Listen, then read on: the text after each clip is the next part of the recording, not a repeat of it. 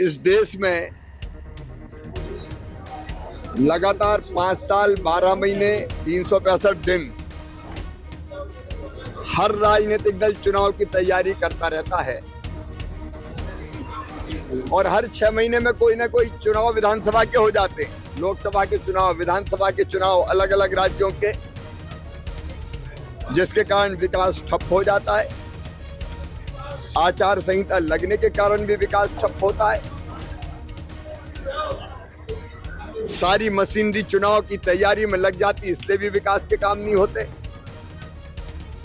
और हमारा नेतृत्व भी चुनाव की तैयारियों में किसी भी दल का हो, वो लगा रहता है।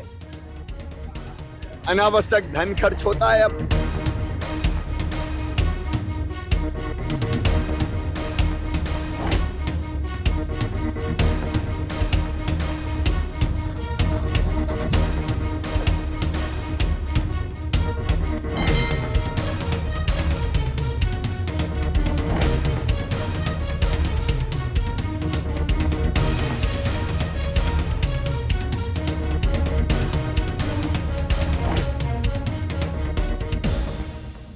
इस देश में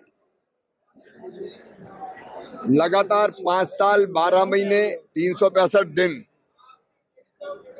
हर राजनीतिक दल चुनाव की तैयारी करता रहता है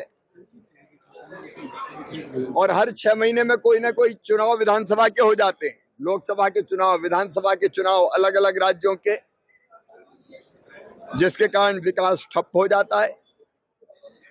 आचार संहिता लगने के कारण भी विकास ठप होता है।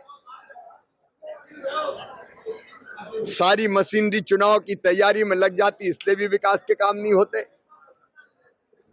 और हमारा नेतृत्व भी चुनाव की तैयारियों में किसी भी दल का हो, वो लगा रहता है। अनावश्यक धन खर्च होता है। अब नवंबर में विधानसभा के चुनाव, अप्रैल में लोकसभा के चुनाव, फिर 6 महीने बाद दूसरे चुनाव, तो धन का अपव्यय, विकास ठप। लॉन्ग टर्म की प्लानिंग नहीं करती सरकारें चुनाव की तैयारी के कारण, देश का नुकसान होता है।